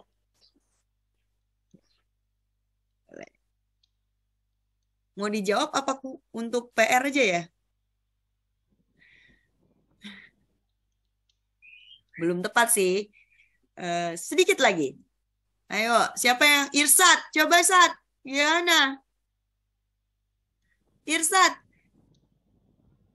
Kayaknya Ibu hari ini nggak ngeliat siapa ya yang biasa tampil. Ini Bu, karena APD itu individual, jadi suaranya kenapa kayak robot ya? Irsat. Teman-temannya seneng banget ya ketawa. Kenapa? APD individual. Iya, menurut saya individual gitu Bu. Jadi ya setiap orang pasti kalau mau ke tempat kerjanya pakai APD gitu loh Bu. Maaf Bu, tadi itu suaranya kayak gitu bekas semalam main game Bu.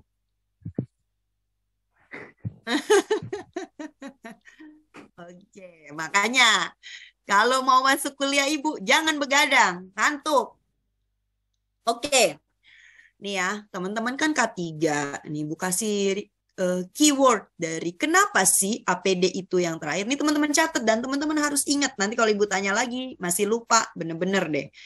Ya, kenapa APD itu terakhir?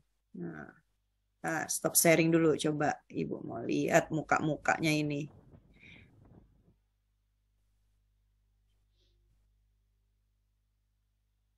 Ibu udah stop sharing belum? Udah ya? Sudah, Bu. APD itu terakhir kenapa? Nah, dulu Ibu belajar juga ya jadi seperti teman-teman. Ibu tuh pernah jadi mahasiswa K3. Jadi mikir gitu loh. Kenapa urutan APD itu terakhir? Tetapi pada saat kita bekerja, coba teman-teman kalau bekerja deh, utamakan APD, ya kan? Coba teman-teman keliling jalan-jalan, jangan jalan-jalan doang sama pacar. Lihat kalau misalnya lagi ada proyek konstruksi jalan, konstruksi tol, konstruksi LRT, MRT. Coba teman-teman lihat, utamakan APD, utamakan keselamatan. Jangan lupa menggunakan APD, gitu kan? Ada lambangnya APD. Dia dikasih tahu gitu loh, harus pakai. Tetapi di pengendalian dia itu terakhir. Nah, teman-teman ini harus jalan nih analisa dari teman-teman sebagai seorang nanti sarjana K3 ya. Saya juga mikir, saya sampai nanya sama dosen saya, Pak, kenapa APD itu terakhir di program pengendalian? Harus eliminasi dulu, harus substitusi dulu, harus engineering control dulu, harus administrasi kontrol dulu, baru dia APD. Kenapa, Pak? Nah, saya mulai menganalisa, saya karena baru masuk ke K3, saya juga mulai belajar seperti teman-teman. Kenapa ya? Saya mikir gitu. Oh, nah, saya dikasih tebak-tebakan sama dosen saya. Saya tidak langsung dijawab pada saat itu saya bertanya. Saya disuruh menganalisa sendiri, saya disuruh mencari. Tapi saya dikasih keyword. Sekarang saya tanya teman-teman. Kalau pakai APD nyaman nggak? Enggak, Bu. Enggak, Bu. Nah, pakai masker aja deh.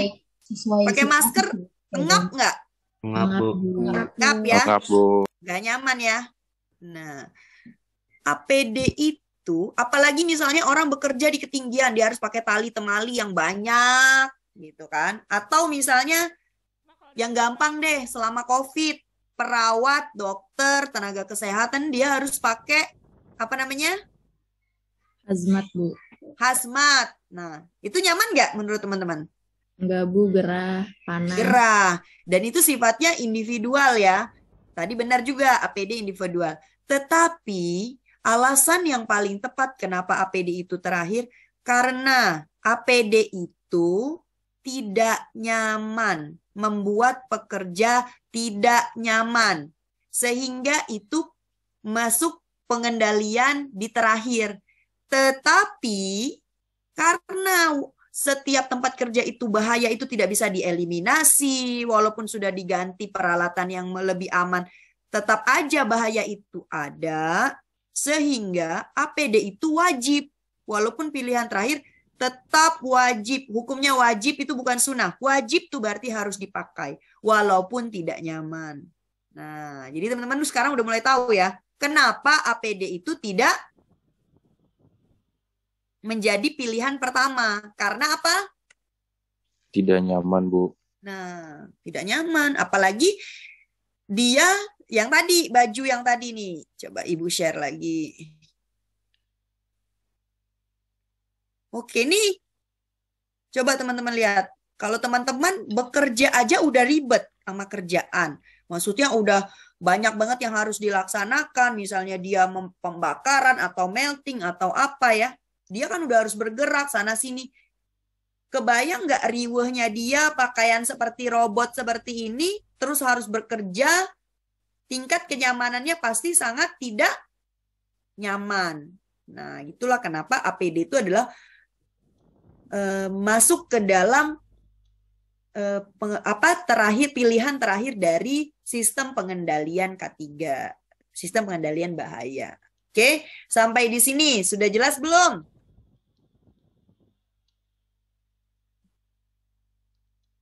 Kok diam semua ini? Tidur jangan-jangan nih. Jelas, Bu. Jelas ya? Oke, personal protective equipment ini tadi ya, helm, kacamata, sarung tangan, ya kan? Ini sarung tangan dan sepatu. Ini semuanya kalau misalnya bekerja di tempat panas, dia otomatis menyesuaikan APD untuk yang tahan panas. Dan satu lagi itu adalah yang harus kita gunakan, yang harus tetap kita lakukan. Jangan lupa untuk mengkalibrasi alat dari heat stress yang kita gunakan untuk mengukur. Baik, terima kasih teman-teman. Untuk materi kita selesai.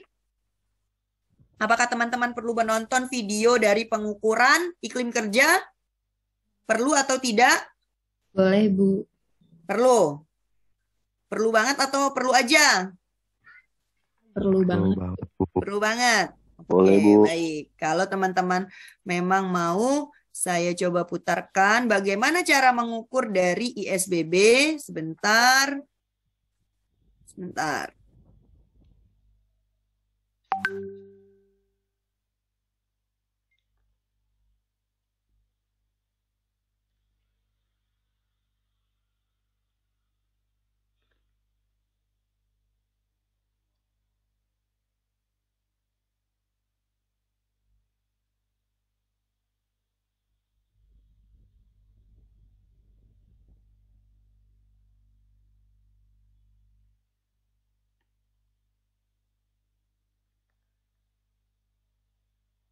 Izin share ya, Nuri.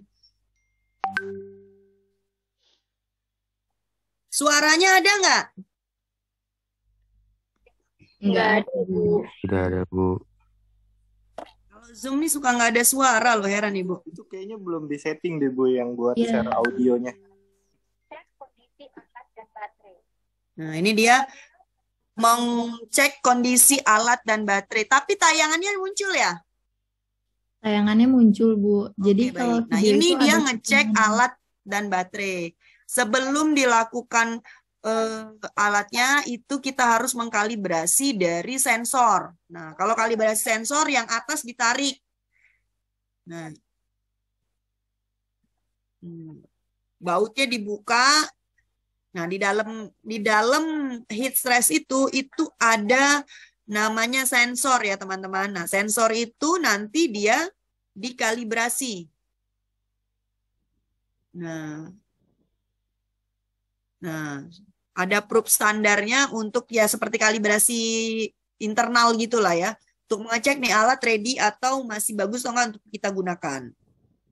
Nah, itu kan ada wet, dry. Nah, lihat pada layar ada. Nah, jadi nilai yang ada di layar sama nilai yang ada di standar putih ini harus sesuai.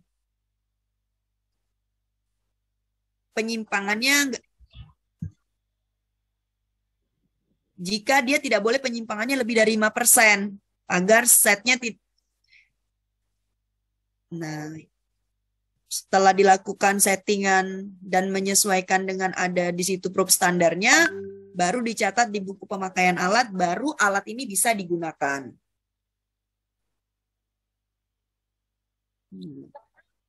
Nah, probe standarnya dilepas, alatnya dimatikan dulu, baru atasnya, sensor atasnya itu kita pasang kembali yang untuk mendeteksi suhu. Nah, ini teman-teman lihat ya, dia pasang lagi, setelah dipasang, nih dia mau ngukur nih iklim kerja. Nah, alat yang udah terkalibrasi dengan probe standar tadi, kita pasang. Ceritanya tadi tuh mengkalibrasi ya teman-teman. Nah, ini masang. Nah, ini tadi yang termometer basahnya ya. Nah, untuk mengukur suhu basah. Nah, dikasih air. Air suling atau aquades. Dimasukkan ke dasar lambung termometer basah. 2,5 sampai 3 cm masukin airnya. Nah. 1 sampai 1,25 ya tadi ya. Meter dari lantai. Diatur pakai tripod untuk menggunakan alatnya. Nah, ngukurnya 3 kali. 30 menit pada shift awal kerja, pada pertengahan, dan pada akhir kerja. 30 menit awal shift. 30 menit di tengah shift kerja. Dan 30 menit di akhir shift kerja. Tadi kan. Jadi misalnya jam 8, jam 11 sama jam berapa. Jadi pokoknya dalam 3 shift itu kita ukur. Terus tulis. Ada suhu kering, suhu basah, suhu globe, ISBB, dan juga kelembaban. Nah, yang bisa diukur heat stress itu tadi apa?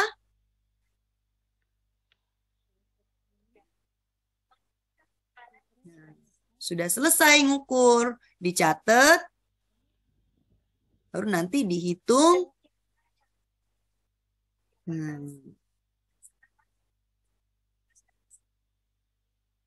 Jakarta.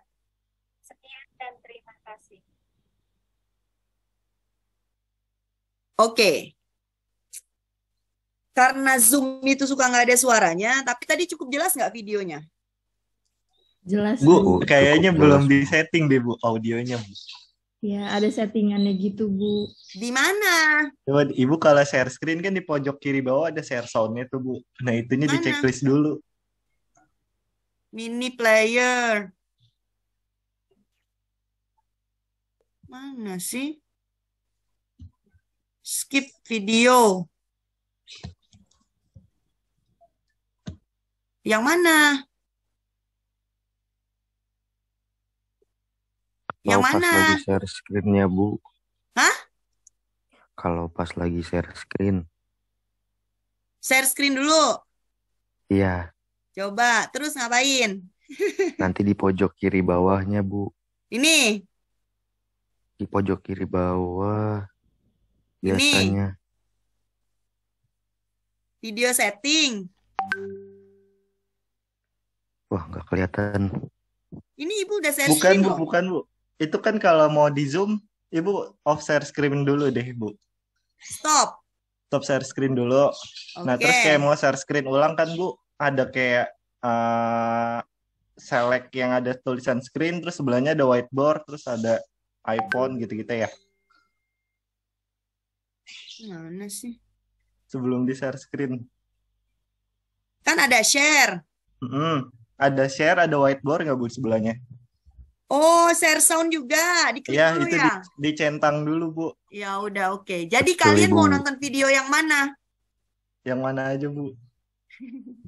Ulang lagi yang tadi. Boleh Bu, ulang Bu, biar Ya ada udah. suaranya. Ini ngomong dari kemarin nih, bukan nggak tahu. Kalau yang Google Meeting langsung aja. Nah, terusnya. Pengukuran iklim kerja panas Dengar, Bu, dengan mantap. parameter indeks suhu basah dan bola menggunakan Dengar, alat Ibu, dengar. Ada Bu. Ada, Bu. Sebelum menggunakan alat heat stress untuk melakukan pengukuran, cek kondisi alat dan baterai. Apabila baterai perlu diganti, buka penutup baterai di bagian belakang alat, ganti baterai dan tutup kembali. Lakukan pengecekan antara heat stress menggunakan probe standar. Buka bagian atas alat heat stress dengan cara putar baut berlawanan arah jarum jam pada bagian atas alat heat stress menggunakan obeng dan angkat bagian atas alat heat stress secara hati-hati. Kemudian siapkan probe standar pengecekan alat heat stress. Pasang probe standar ke alat heat stress pada sensor 1. Nyalakan heat stress.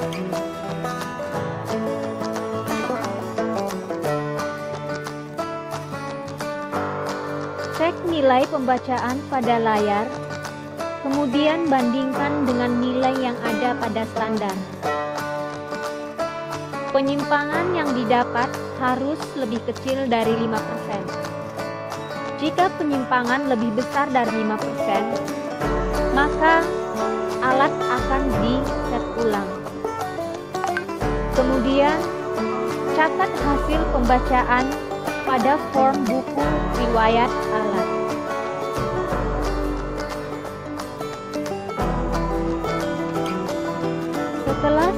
selesai pengecekan antara, matikan alat heat stress. Lepas probe standar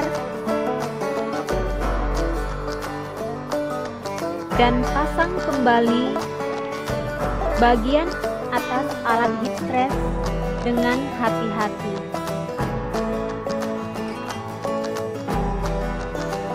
Sebelum melakukan pengukuran iklim kerja, persiapkan alat heat stress yang telah terkalibrasi.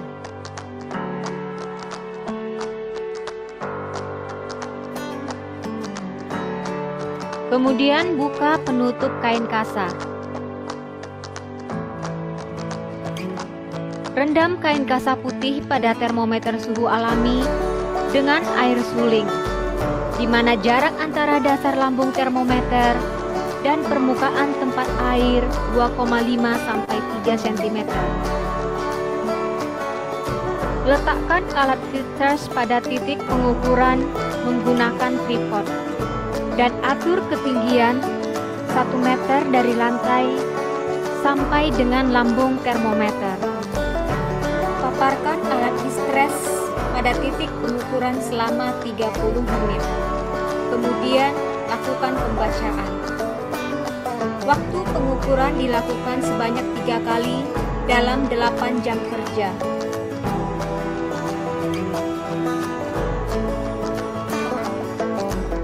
Yaitu 30 menit di awal shift kerja, 30 menit di pertengahan shift kerja, dan 30 menit di akhir shift kerja. Setelah alat terpapar selama 30 menit, lakukan pencatatan. Catat suhu kering, suhu basah, globe, ISBB, dan kelembapan. Setelah selesai melakukan pengukuran iklim kerja, matikan alat heat stress.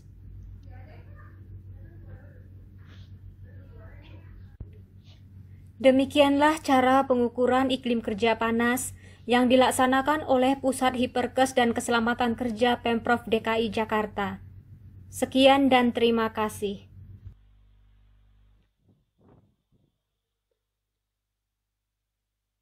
Oke. Berarti kemarin nggak ada yang ngasih tahu ya? Kebisingan, getaran. Harusnya ada suaranya. Ya udah, next. Besok kita ulang lagi. Habis presentasi makalah. Irsat ketawa aja lagi. Makanya kalau pinter ngegame, kasih tahu lah ibunya yang jarang nge-share video di Zoom. Oke, sampai sini ada yang ditanyain nggak? Nyengir aja semua. Udah absen belum? Sudah Bu, sudah absen Bu. Udah Bu. Udah, oke, mantap. Jangan sampai itu. Nuri, kita foto. Ibu soalnya mau masuk lagi di teman-teman non-rek. Mereka minta jam 10. Oke, Bu. Kita foto dulu, jadi buat dokumentasi. Nanti kalau data teman-teman nggak masuk di absen, jadi nanti misal tinggal ngomong ke Bu Rizka ya, kalau memang hadir gitu. Nunggu Jacqueline Bu sebentar, dia tadi masuk terus lagi keluar dulu. Ya, ya udah, jangan lama-lama Jacqueline. Nanti Ibu ditungguin lagi masuk. Nah, untuk soal tugas makalah nanti bagi berapa kelompok jadinya? Kita sebelum UTS presentasi 3 kelompok dulu. Ada 3 materi ya Bu? Berarti dibagi 3. Pencahayaan, radiasi, sama debu ya? Kimia debu ya? Iya Bu. Nah, nanti Ibu minta kalian bagi kelompok, terus presentasi. Enaknya kalau presentasi tuh offline, ya kan? Kalau online kurang greget.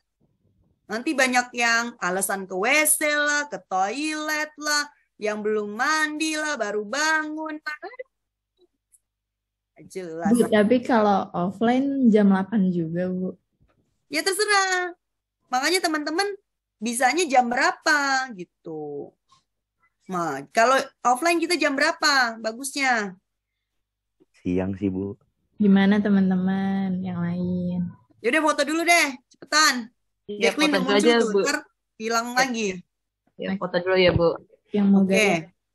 Satu. Miftah, jangan rambut doang, mukanya mana? Udah jambulnya doang lagi kelihatan. 1, 2, 3. Lagi, gaya. 1, 2, 3. Oke, sudah. Terima kasih teman-teman. Makasih, Bu. Nah, nanti diatur kalian maunya gimana? Bisanya jam berapa? Maksudnya biar jangan ada yang terlambat. Ibu nggak mau presentasi, si ini belum datang Bu, lagi begini macet apa? Nggak ada cerita begitu-begitu. Kalau presentasi, yang presentasi harus hadir semua, berat, maju. Gitu, enaknya gitu. Nah, makanya kita harus memang discuss benar-benar komit. Ya Bu, jam sekian Bu. Oke. Nah, gitu. Kalau telat suruh apa? Nyanyi. Yang laki suruh push up gitu. Jadi komitmen dari sekarang, belajar komitmen K3. Jangan, aduh belum cuci muka Bu, belum mandi Bu, baru bangun. Aduh. Semalam begadang main game Bu. Nggak ada alasan-alasan yang gitu tuh, pusing dah. Ya. Oke. Sampai ketemu, nanti Ibu share di WA, kalian bikin makalahnya yang bagus, presentasinya yang bagus, cari video, tampilin videonya juga kayak tadi. Jadi kita makin kaya deh ilmunya, jangan hanya apa sih ngawang-ngawang, meriksanya gimana sih, caranya gimana, nggak tahu. Nah, ya. Jadi lebih real lah untuk itunya. Presentasinya mulai minggu depan, Bu. Nah, nanti kita bicarakan. Kalian siap nggak kalau minggu depan? Jangan, minggu Bu, banyak tugas dari dosen lain juga, Bu. Aduh, kalau gimana, memang Bu? minggu depan, memang jadwalnya untuk offline, Bu. Jadi kalau ya kita sudah. jadwalnya online, nggak bisa offline, Bu. Jadi kalau offline, bisa gitu, Bu. Gimana? Kalau jadwalnya apa? Jadi kalau jadwal kita 2 minggu nih, kita ada online nih, Bu, kayak 2 minggu kemarin. Nah, kalau udah dijadwalnya online, kita nggak bisa offline. Tapi kalau sudah dijadwalin seminggu offline, itu boleh online gitu, Bu. Kalau online harus online. Ya. Kalau offline boleh online. Iya gitu. Jadi kalau online nggak bisa offline. Karena apa? Karena kalau hybrid seperti itu, Bu, mungkin kelasnya dipakai dengan sama angkatan lain atau dipakai sama yang lain gitu, Bu. Ya udah, Ibu pengen deh ketemu, apalagi sama yang bandel-bandel nih, si Miftah, Faisal yang jarang-jarang on cam nih. Biarin dijitak ntar kalau misalnya suruh push up. Berarti ya udah ya. Offline Oke. Oke deh, Zidan ngapain tuh, kuda doang? Emangnya lagi gaming apa? Ya udah, oke ya.